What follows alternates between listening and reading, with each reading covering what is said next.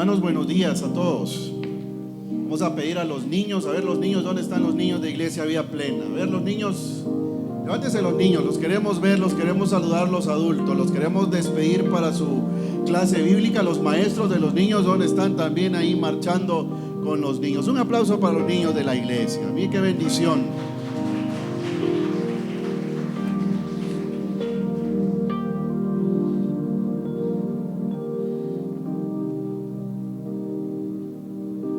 Hoy es un domingo muy especial porque llegamos al ombligo del año, ¿es cierto? Hoy es 30 de junio, vea, ya pasaron 6 meses. Y en esos 6 meses creo que muchos hemos visto la mano de Dios obrando en nuestras vidas y en nuestros hogares. ¿Cuántos pueden decir amén? Amén. Y vea que ahorita nos faltan otros 6 meses y terminamos el 2019. Llegamos a la cúspide del año y hoy vamos a descender. Pero en ese descenso, que sea la mano de Dios que siga guiándonos, que Dios siga teniendo misericordia de nuestra nación. Amén. Y esta mañana también terminamos la serie de estudios que tenemos en la carta a los Filipenses. Sí, se recuerdan que los domingos anteriores nuestros pastores han estado compartiendo con nosotros acerca del gozo. Sí, cómo es eso de tener gozo en medio de las pruebas, cómo tener gozo en medio de la firmeza, cómo tener gozo en medio de todas las circunstancias que nos pasan en la vida.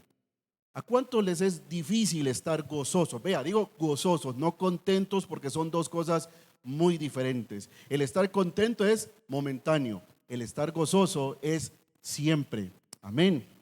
Pues esta mañana vamos a terminar la serie de el gozo, cómo vivir una vida gozosa en nuestras diferentes esferas de la vida. Y esta mañana voy a compartir con ustedes el tema padecer en el Señor. Muchos de nosotros hemos padecido en el Señor a través de pruebas, a través de circunstancias, a través de accidentes, a través de la pérdida de algún ser querido. Algunos a través de alguna enfermedad, postrados ahí con alguna enfermedad, luchando día tras día con las enfermedades. Pero ¿cómo ver todas esas circunstancias a la luz del gozo que Dios nos puede dar? Vea qué difícil es. Qué difícil es estar contentos en medio de una crisis, cómo estar gozosos en medio de una circunstancia que duele el corazón. Eso es lo que esta mañana el apóstol Pablo nos va a enseñar en su carta a los Filipenses. Yo los invito, por favor, mis queridos hermanos, que abran sus Biblias. Filipenses capítulo 1. Y Filipenses 1 nos va a enseñar cómo nosotros va a ser nuestra perspectiva en el padecimiento en el Señor.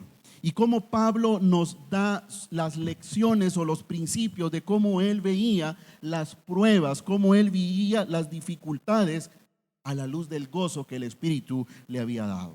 Pues entonces esta mañana voy a compartir con ustedes 4 elementos que tienen que ver de cómo manejar o cómo percibir o cómo ver a la luz del gozo que el Espíritu me da el padecer en el Señor. Recuérdese, y solo para los que estuvieron en los sermones anteriores o en los estudios anteriores, ¿cuál es el trasfondo de la iglesia de Filipos o por qué Pablo escribe a la iglesia de los Filipos? ¿Se recuerdan? La iglesia de Filipos nace o tiene sus orígenes en el segundo viaje misionero del apóstol Pablo, ¿sí? ¿Se recuerdan cuál fue o quién fue la primera mujer que Pablo evangeliza cuando llega a Filipos? Aquella mujer empresaria, aquella mujer con muchos recursos económicos que se llama Lidia. Muy bien, muy bien.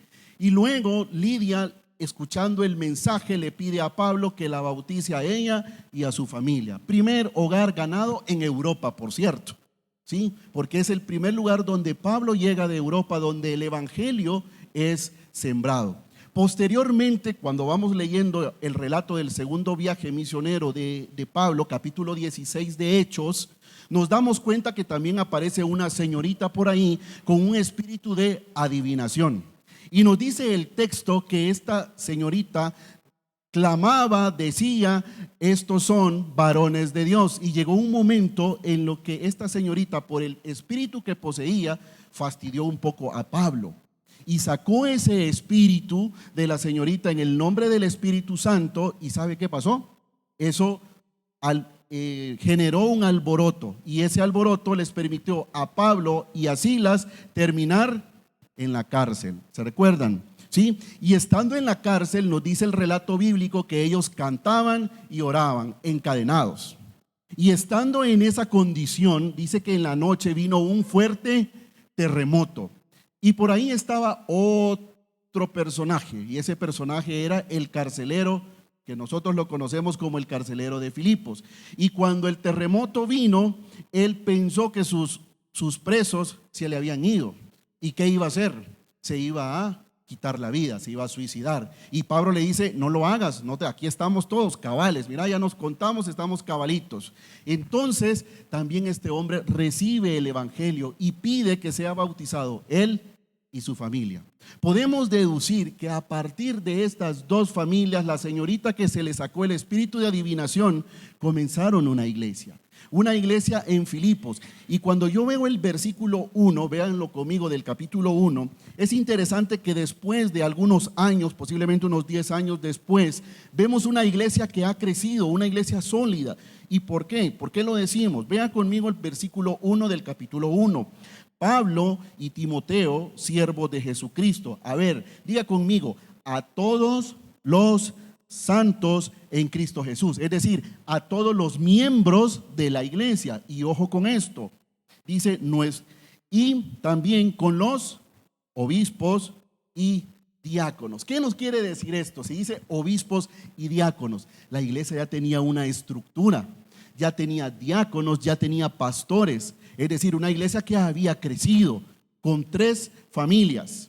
Con el segundo viaje al apóstol Pablo, siembra la semilla, y ahora cuando Pablo comienza a escribir Filipenses, ya hay una iglesia muy establecida. Si del hecho que Pablo está hablándole y está saludando a toda la congregación y está saludando a obispos y a diáconos, nos hace pensar que ya era una iglesia muy formal. Una iglesia que ya tenía un liderazgo, una iglesia que estaba empujando a que el evangelio avanzara por el lado de Europa. Ahora, no perdamos de vista otro elemento importante para que le podamos encontrar sentido al capítulo 1.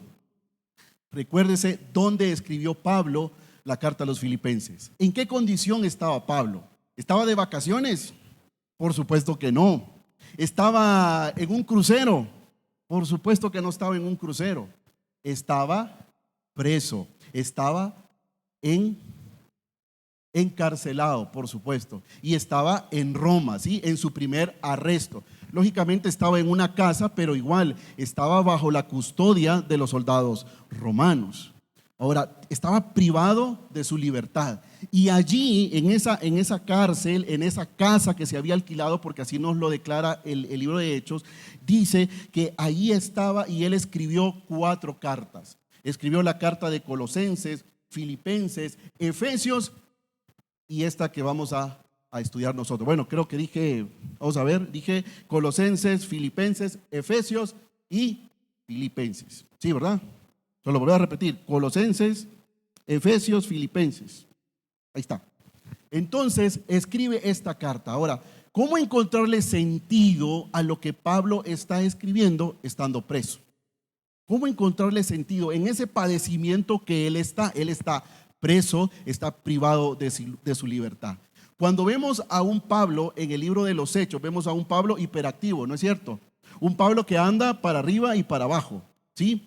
Lo meten preso, lo maltratan, pero él está siempre en conflictos con los líderes religiosos, está en conflicto con los judaizantes, pero es un hombre activo.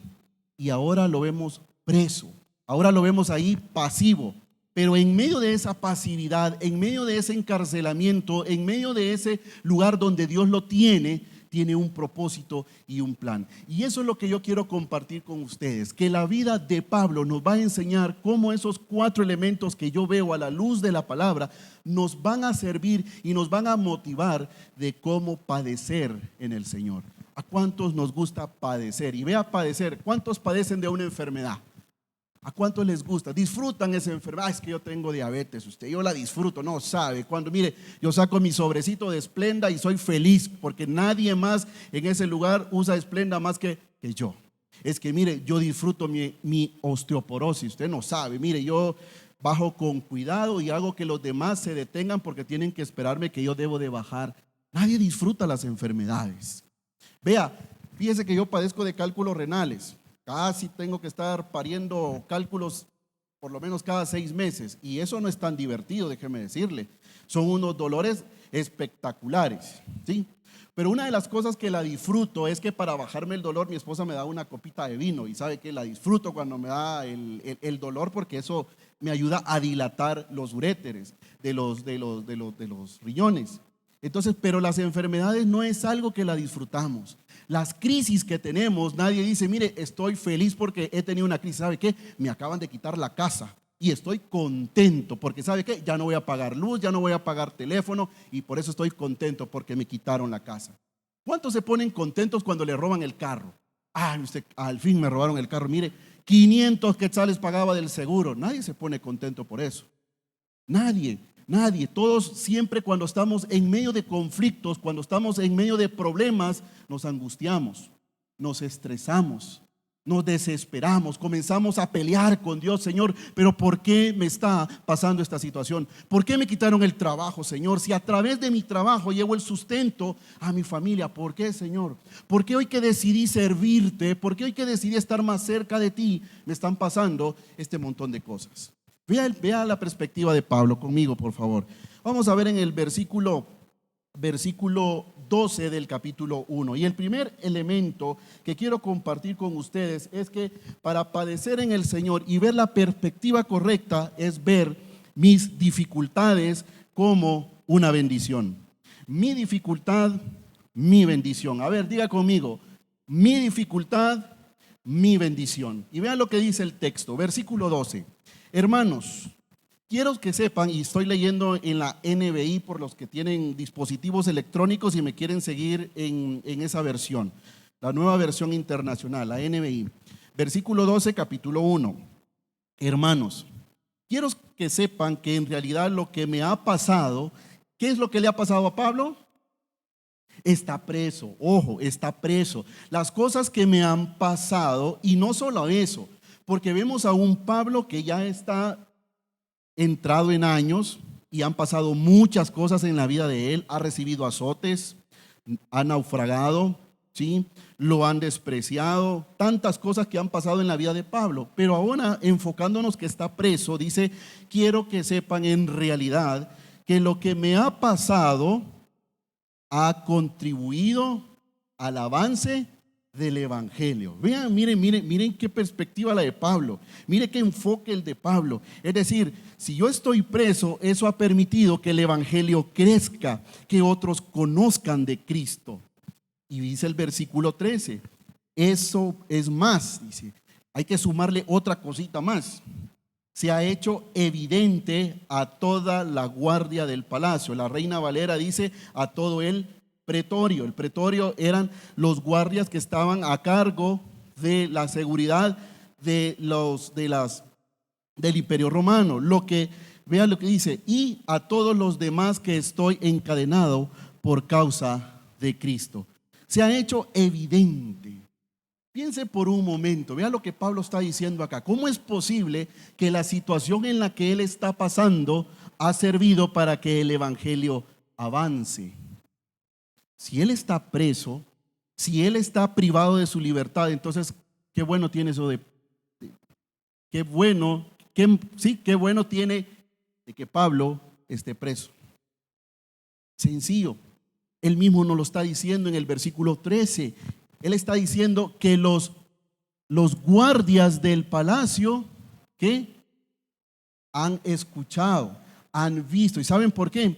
Porque yo supongo que Pablo, el texto no lo dice, pero conociendo a Pablo como es, Pablo ha de haber estado cantando, compartiendo el evangelio con todos. Y entonces la pregunta es, si Pablo no hubiese estado en esa cárcel, si Pablo no hubiera estado privado de esa libertad, la pregunta es, ¿quién les hubiera compartido el evangelio a todas esas autoridades romanas? Si tú no hubieras estado en el hospital, si tú no hubieras estado ingresado en el hospital, ¿a quién de esos médicos les hubiera compartido el evangelio? cuando veían que tú estabas cantando en medio de la crisis. Cuando tus compañeros de trabajo te ven a ti orando cuando van a almorzar, estás dando testimonio del Señor. ¿Quién les va a dar testimonio a tus compañeros en el trabajo cuando van a almorzar? Cuando tú hablas cosas diferentes, cuando tú sos distinto, cuando tú comienzas a hacer negocios diferentes a como hacen negocios los demás. Eso es lo que hace la diferencia cuando padecemos por Cristo. Porque predicar el evangelio, mis amados hermanos, aparentemente es fácil, pero no es fácil.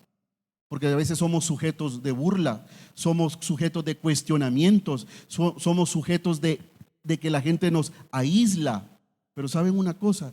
Ese es el precio. Ahora, vean cómo es posible que Pablo en esas condiciones esté tan enfocado en lo que está diciendo. Versículo 14, vea lo que dice: gracias a mis cadenas, gracias a mi prueba, gracias a mi adversidad, ahora más que nunca, vea esto, la mayoría de los hermanos confiados en el Señor se han atrevido a anunciar, mire, a anunciar sin temor la palabra del Señor. Pablo está haciendo un ejemplo. Pablo está haciendo el ejemplo de que a pesar de las condiciones que se encuentran, los hermanos se animan y dicen, bueno, si Pablo está preso por predicar el evangelio, ¿cómo nosotros no lo podemos hacer? Mire, hace unos días escuché a un pastor y me gustó muchísimo lo que decía él. Dice que cuando las cosas están mal para nosotros, cuando tenemos una crisis, cuando hemos perdido lo que es más valioso para nosotros, con el esfuerzo que nos lo hemos ganado y lo perdemos, y dice, y caemos al piso y tocamos fondo, dice él, y pregunta, ¿qué más puede pasar? Y les pregunto a ustedes también esta mañana, ¿qué más puede pasar cuando las cosas salieron mal? Cuando el negocio quebró, cuando el negocio que yo pensé que iba a salir bien fracasó. ¿Qué puede pasar? Dice, no puede pasar nada más porque del piso no se puede pasar. Lo único que puede pasar es que a partir de ese piso, si yo le permito a Dios que Él me levante y me restaure, el nombre de Él es glorificado. Eso es lo único que puede pasar. Y me gustó mucho. Y eso es lo que la gente está reflexionando y dice, bueno, si Pablo está preso, ¿por qué nosotros también no lo podemos hacer? Por eso dice, gracias a mis cadenas. ¿Qué hubiera pasado si Pablo no hubiera estado preso? La gente no va y predica el evangelio. No sé si a usted le ha pasado alguna vez, pero va con la intención de visitar a un amigo o a visitar a algún familiar que está enfermo y usted quiere ir, voy a ir a orar por él y lo voy a animar. Y cuando usted llega, la persona ni siquiera lo deja hablar. Usted termina siendo evangelizado, usted termina llorando y sale fortalecido porque esa persona ha sido de bendición para su vida. ¿No es cierto que pasa eso? Miren, me voy a desnudar, pero de mi corazón, lo que le voy a contar. Fíjense que una de las cosas que me gusta hacer es ir a un asilo que está en San Juan Comalapa, en el departamento de Chimaltenango. Y no es que me guste llevarles cosas a ellos, sino que me gusta estar con un señor que se llama Ricardo. Ricardo es un señor que tiene 68 años. Está sentado en una silla de ruedas, con una malformación en sus huesos. Sus manos están viendo hacia su pecho. Pero cada vez que yo llego, no hablo nada, absolutamente nada, sino que este hombre comienza a hablar de las promesas de Dios. Un hombre que fue abandonado por sus hijos, lo fueron a dejar ahí a ese lugar y ya no sabe más de sus hijos. Ahí está. Un hombre que hace alrededor de 2,000 a 2,500 barriletes, fíjense bien, de 2,000 a 2,500 barriletes durante todo el año, para que esos barriletes los vendan en el mes de noviembre. Y saben una cosa, lo increíble es que con esa limitación que ese hombre tiene, o sea, hace esos barriletes. Y todas las ganancias que obtienen de esos barriletes son invertidos en el mismo asilo. Y cuando llego con ese hombre me dice, Germán, hay que confiar en las promesas de Dios. Germán, Dios es fiel. Dios siempre cumple sus promesas. Y yo me quedo, pero es que yo vengo a orar por usted. Pero al final Él termina orando por mí y por eso me gusta ir. ¿Y sabe por qué? Porque cuando yo voy a ese lugar, vengo renovado. siento que es un siervo de Dios hablándome en las condiciones que yo a veces estoy, en las que a veces me pongo a quejarle al Señor, que por qué me pasó esto, que por qué. Debo contarles, como estoy desnudando mi corazón, hace unos días tuvimos una crisis en familia. Se nos arruinaron los dos carros en el mismo momento, el mismo día, y nos quedamos sin carro. Ustedes saben que vivir en carretera de El Salvador es tan complicado, especialmente si uno vive un poco metido para ir a buscar el autobús. Los chicos en el colegio, el trabajo de mi esposa, mi trabajo, era tan complicado. Y en el momento que se arruinó el único que teníamos, que era el que yo andaba, empecé a reclamarle al Señor. Y le empecé a decir: Señor, ¿pero por qué? ¿Por qué me está pasando esto hoy que necesitamos? Me está pasando esto, hoy que estoy con ganas de servirte, con ganas de darte mi vida. ¿Por qué está pasando todo esto? Y sabe que me empecé a pelear con el Señor. Yo creo que muchos lo hemos hecho, y no es que le estemos faltando el respeto a Dios. Tenemos el derecho de venir y preguntarle al Señor. Pero sabe una cosa, recordaba las palabras que Ricardo me decía: Dios es fiel, Germán. Dios siempre está al cuidado de sus hijos. Y saben una cosa, cuando estaba allí en el taller, se acerca el dueño del taller y me dice: mire, Germán, ¿sabe qué? Su carro va para cosas largas, entonces llévese este carro que está aquí, ese es mío, este lo ocupamos para ir a hacer servicios a domicilio, pero es el que usted va a usar mientras el carro suyo esté en reparación. ¿Saben qué? Yo sentí que Dios me dio una bofetada ahí y me sentó, me puso en el piso y me dijo: yo soy el dueño de todo, así que tranquilo. Y sabe, eso me ha comprometido cada día más con el Señor, porque ese hombre ni siquiera es mi amigo, un amigo íntimo, un amigo que conoce tal vez mis interioridades. No, es Dios trabajando en el corazón de las personas. Dios puede utilizar aún hasta Satanás para podernos bendecir a nosotros en medio de las pruebas.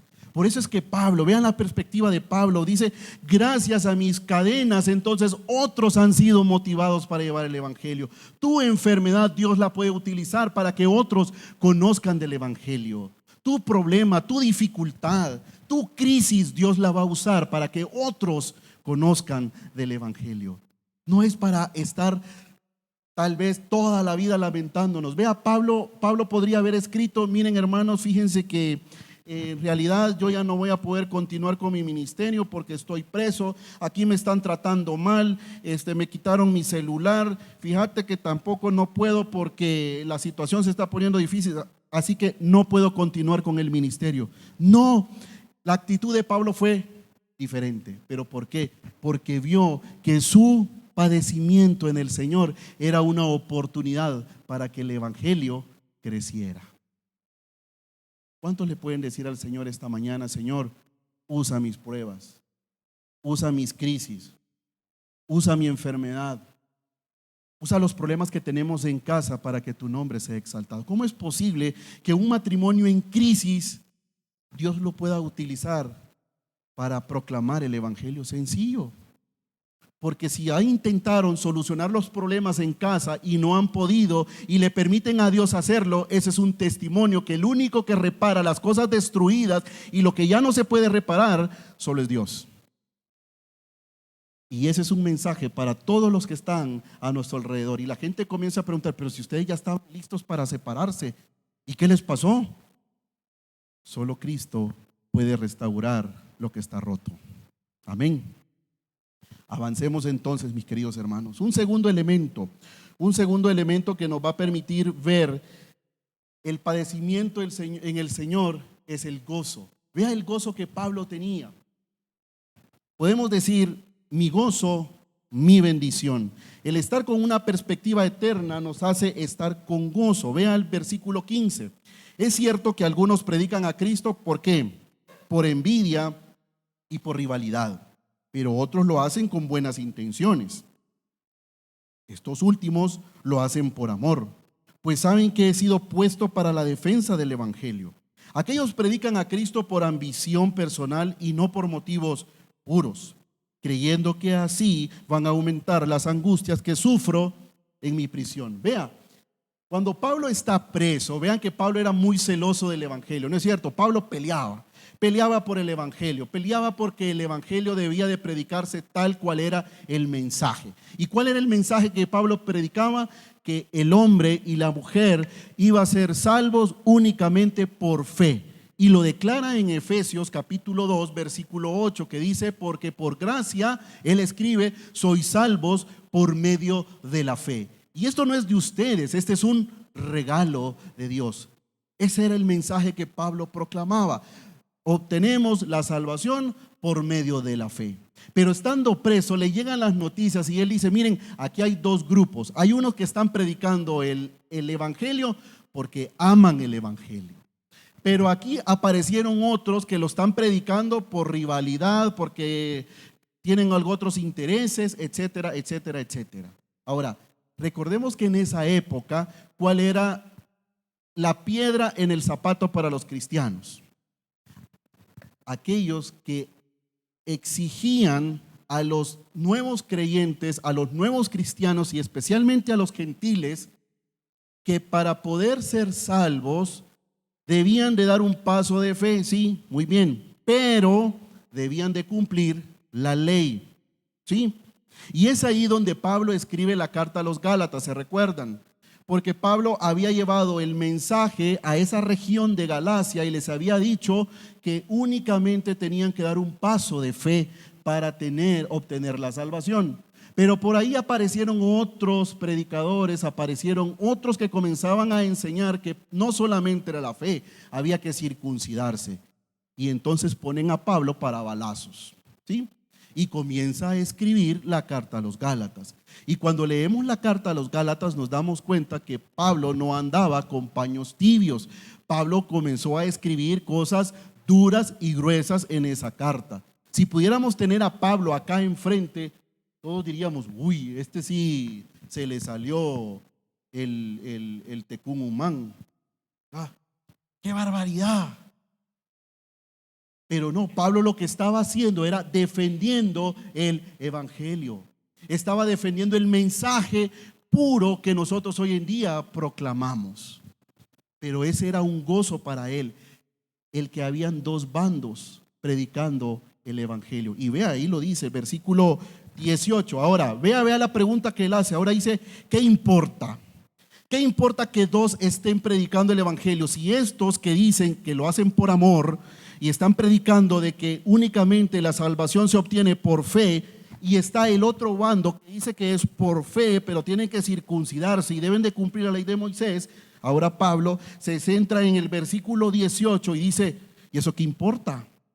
¿Qué importa? Al fin y al cabo, vea lo que dice Pablo: al fin y al cabo, y sea como sea, con motivos falsos o con sinceridad, se predica a Cristo. Y uno puede decir: pero ¿y entonces?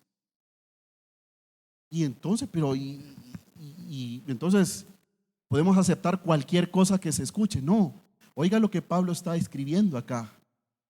¿Qué importa? Dice él. Vea, sea como sea, con motivos falsos o con sinceridad, se predica a Cristo. Es que sabe una cosa, ¿no es cierto que a veces nosotros como cristianos, como evangélicos, a veces entramos en una crisis de pleitos denominacionales? Es que nosotros tenemos la verdad.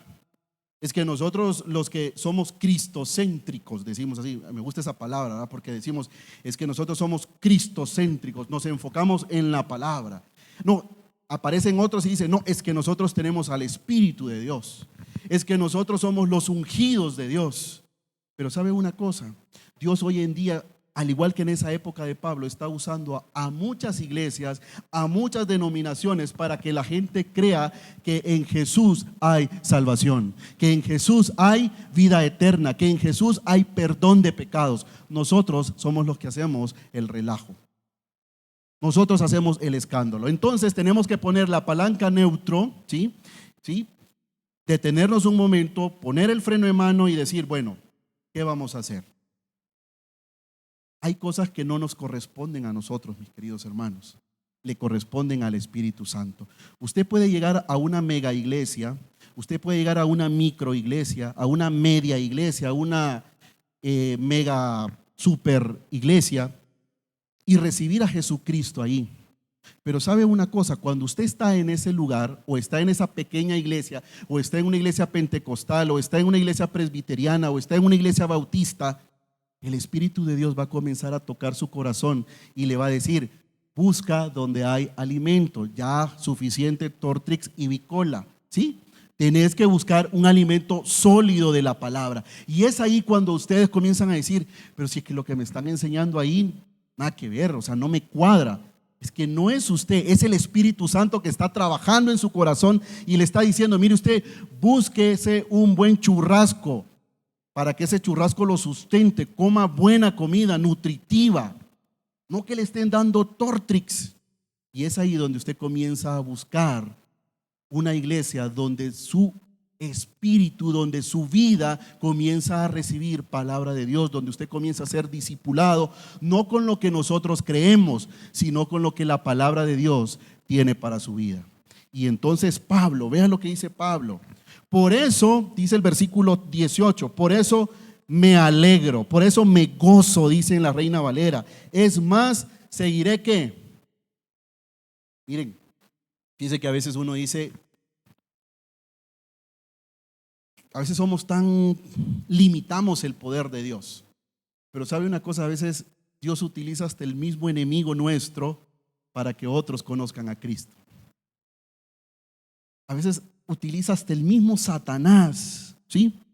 Para que las personas crean en Cristo. Saben que en una ocasión se cuenta la historia que estaba un cieguito, ¿no? Estaba un cieguito sentado en una cuneta y estaba clamándole al Señor. Y le decía: Señor, tú sabes que tengo 2 días de no comer. Tengo mucha hambre, Señor, y te pido que proveas para mi comida. Y estaba por ahí un ateo escuchando la oración del cieguito. Entonces dijo: lo voy a molestar, voy a comprar un pan, y se lo puso en las manos al cieguito. Y cuando el ateo pone el pan en la mano del cieguito, dice el cieguito en su oración: Señor, gracias, porque aún utilizaste a Satanás para que me diera de comer. ¿Sabe? Eso es increíble.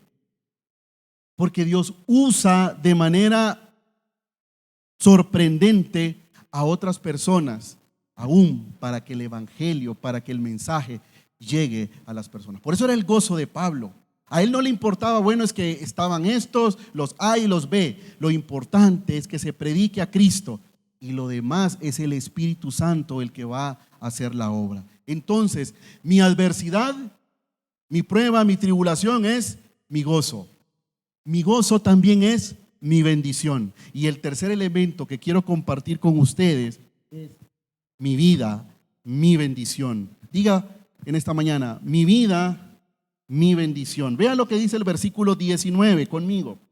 Porque sé que gracias a las oraciones de ustedes y a la ayuda que me da el Espíritu de Jesucristo, todo esto resultará en mi liberación. Vea, Pablo está convencido que la iglesia de Filipos va a orar por él. Y ojo, esta iglesia de Filipos era especial con Pablo, porque no solamente oraban por él, sino que lo sostenían, estaban preocupados por ellos. Incluso mandaron una comisión, o mandaron a alguien para que fuera a ver cómo estaba, que era el famoso Epafrodito, ¿sí?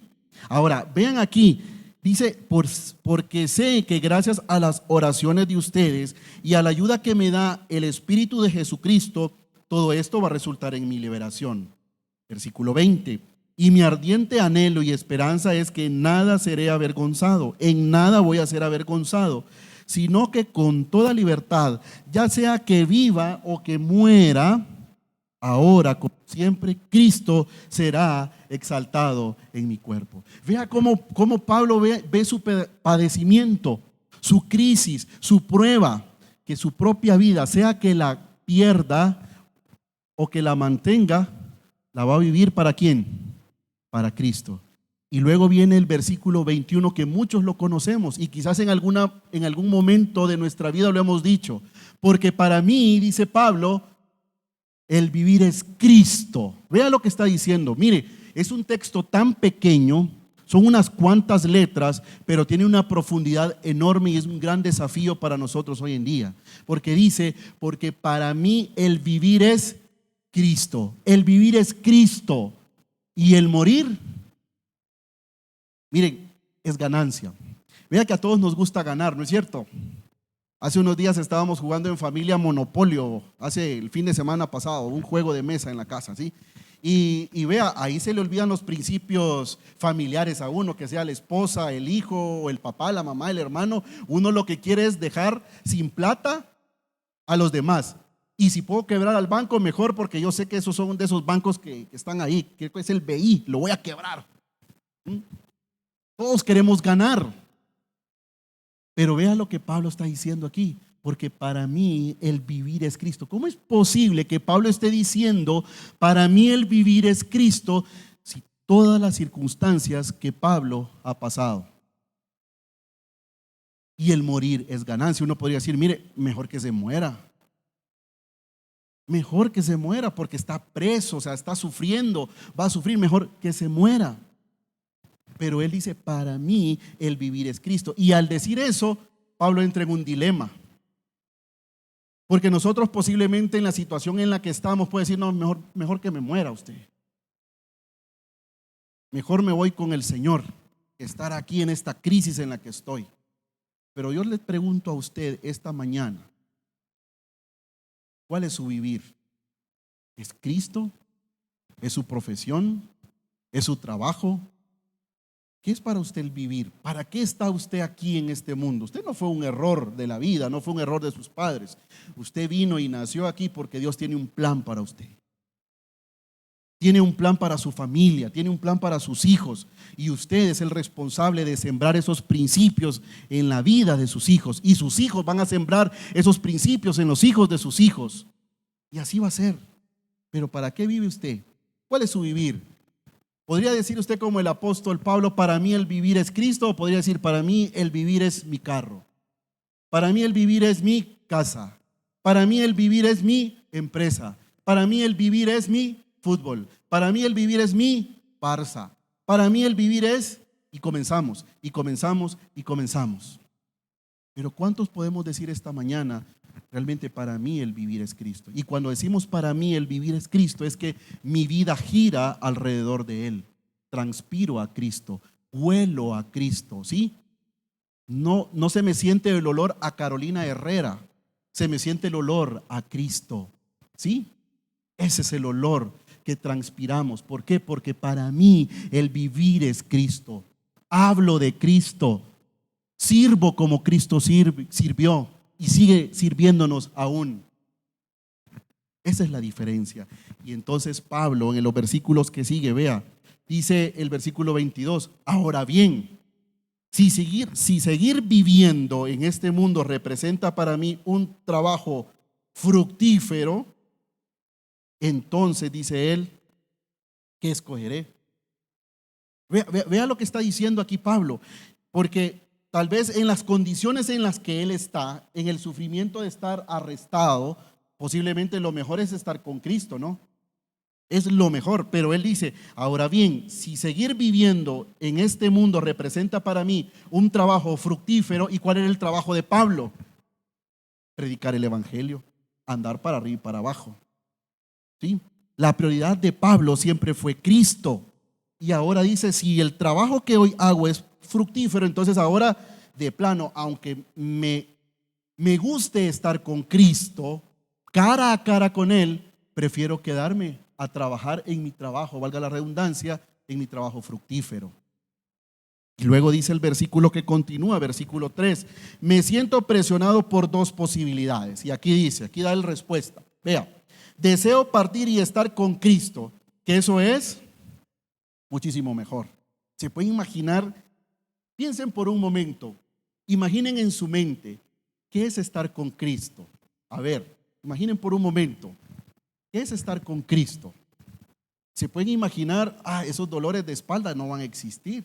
¿Por qué? Porque este cuerpo que se deteriora va a ser transformado cuando estemos cara a cara con Cristo. ¿Se pueden imaginar? Hermanas, ya no se van a tener que pintar su pelo. Ya no van a tener que usar un shampoo sin sal. ¿Por qué? Porque eso va a ser perfecto estar delante de la presencia del Señor. Mire qué bendición. O sea, todo aquello que hoy por hoy nos lamentamos, estar frente a Él, solo es estarle adorando, cantándole. Mire, preguntándole un montón de cosas que para nosotros hoy en día no las entendemos. Pero Señor, ¿por qué esto? ¿Por qué lo otro? Señor, mira, pero ¿por qué me pasó aquel accidente? Sí, pasó por esto y esto. Pero aprendiste esto. Es cierto, Señor. Vea qué bonito el estar delante de la presencia del Señor. Por eso es que Pablo dice, mire, eso es una gran ganancia, eso sería lo mejor para mí. Pero, aquí viene el versículo 24, pero por el bien de ustedes es preferible que yo permanezca en este mundo. Porque yo me voy a quedar, porque voy a seguir predicando el evangelio al lado de ustedes. Eso es lo que Pablo está diciendo. Eso es transpirar a Cristo, cuando Él es el primero, mis queridos hermanos. Por eso es que el Señor Jesús en el Sermón del Monte le dice a la multitud que lo escuchaba: mas busquen primeramente el reino de Dios y su justicia, y todas las cosas materiales, todas las cosas que en el verso anterior Él ha venido hablando, todas esas cosas van a ser añadidas. Mis amados hermanos, cuando buscamos a Dios, cuando servimos a Dios, deje que Él se encargue de sus cosas, porque Él se las va a hacer. ¿Pero por qué? Porque usted está buscando primeramente el reino de Dios y su justicia.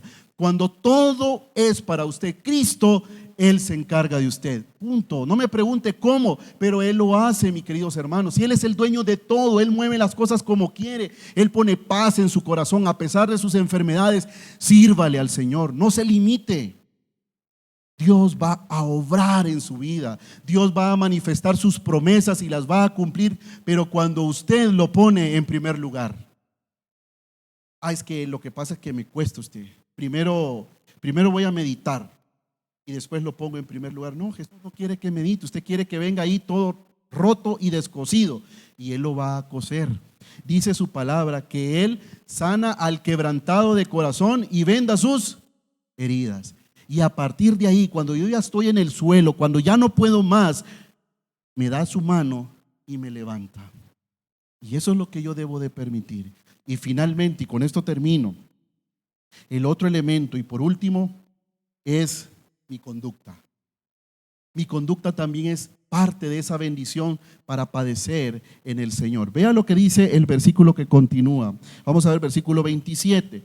Pase lo que pase, compórtense de una manera digna del evangelio de Cristo. Pase lo que pase. Pase si yo me muero, si me quedo vivo, si ustedes están pasando las tribulaciones que están pasando como iglesia, pase lo que pase, compórtense de una manera digna del evangelio. Vea, Filipos era la pequeña Roma. De hecho, así se le conocía en esa época. ¿Por qué? Porque Roma había influido mucho en esta ciudad. Entonces había mucha idolatría, había mucha prostitución, había tantas cosas que desvalorizaban al ser humano. Y por eso Pablo hace esta mención y les dice: mire, compórtense dignamente. Eso es vivir en Cristo, hacer las cosas diferentes, mantener relaciones sanas, mantener relaciones que nos van a permitir que mi vida crezca en Cristo. Chicos, ¿cuáles son sus amigos? ¿Cuáles son sus amigas? ¿Amigas que les van a permitir crecer en Cristo o los van a alejar de Cristo? Por eso es padecer en el Señor no es fácil. Por eso no cualquiera quiere seguir a Cristo. No cualquiera quiere tomar la decisión de decirle: Señor, aquí está mi vida, aquí está mi familia, porque no todos quieren pagar el precio. Y Él lo dice en su palabra. Vea lo que dice acá. Versículo 29.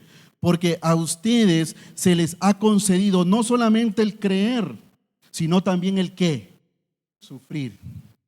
Pero creo que los que hemos tenido la oportunidad de sufrir por Cristo, creemos que ha valido la pena. Amén. No los oigo muy convencidos. Pero cuando uno sufre por Cristo, uno puede ver la mano de Dios manifestándose en nosotros. Lo que pasa es que a veces creemos que sufrir por Cristo es como los misioneros de antes, ¿no? que recibían pedradas, que los metían presos. No, a veces sufrimos en el Señor, sufrimos en la fe que tenemos. ¿Por qué? Porque a veces creemos que nuestra enfermedad es una limitación, que la condición en la que yo estoy en mi familia es una limitación para servir al Señor. Dios a todos los que estamos acá nos ha dado habilidades, nos ha dado talentos, nos ha dado dones. Y creo que es el momento hoy, 30 de junio, nos quedan 6 meses para terminar el año 2019. Comiéncele a servir al Señor, comiéncele a dar la oportunidad que Dios trabaje en su vida. Comience a servir al Señor con las habilidades que usted tiene. ¿Y sabe qué? Si en 6 meses no pasa nada en su vida, el 2020 no venga a hacer nada aquí a la iglesia, solo venga aquí a dejar su ofrenda y su diezmo. Solamente. Solo eso.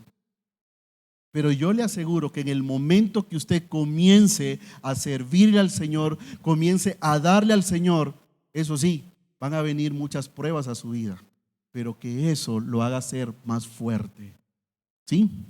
Que Dios nos ayude, que Dios nos dé las fuerzas y tengamos ese sentir que tiene el apóstol Pablo y podamos decir: para mí el vivir es Cristo y el morir es ganancia. No se le olvide, mi amado hermano, que padecer en el Señor únicamente lo vamos a sacar adelante. Ese padecimiento en el Señor lo vamos a sacar adelante cuando tenemos las perspectivas correctas en cuanto a nuestras dificultades, en cuanto al gozo que hay en mi corazón, en cuanto a mi propia vida y sobre todo a mi propia conducta. Los invito por favor que se pongan en pie y vamos a orar al Señor y entregar este tiempo y que Dios obre en nuestros corazones y que nos permita declarar, como decía el apóstol Pablo: para mí el vivir es Cristo y el morir es ganancia. Señor, en esta mañana te damos las gracias, Señor, porque aún en medio de las dificultades, en medio de los problemas, en medio de las crisis que hemos tenido, esos accidentes que han pasado en nuestra vida, esos familiares que hemos perdido tan cercanos a nosotros, esas enfermedades, Señor, que nos preocupan, que nos angustian, que nos quitan el sueño, Padre, que esos no sean impedimentos para que podamos vivir para ti. Sabemos, Señor, que tu poder se perfecciona en nuestra debilidad. Y en eso creemos, y en tus promesas creemos, Señor. Y en esta mañana, Padre, queremos entregarte nuestras debilidades. Queremos entregarte, Señor, nuestras pruebas. Queremos entregarte nuestros problemas. Y que cada una de esas cosas, Señor, que no son tan buenas en nosotros, que no sean el impedimento para poderte servir, para poder hablar de ti. Señor, queremos transpirar a tu Hijo Jesucristo. Queremos sentirnos, Señor, ser siervos y siervas útiles en tus manos. Danos, Señor, la bendición. Danos la bendición, Señor, que a pesar de ser sufridos en ti, Señor, podemos entender, mi Dios, que ese sufrimiento tiene un plan y un propósito para nuestra vida, hacernos más fuertes en la fe. Gracias, Señor, por este tiempo. Gracias, Señor, por cada uno de los hombres, mujeres, jóvenes que están en esta mañana acá, Señor. Que tú los puedas bendecir y que tu nombre, Señor, pueda ser exaltado. Bendito sea tu nombre. En el nombre de Jesús oramos. Amén y amén.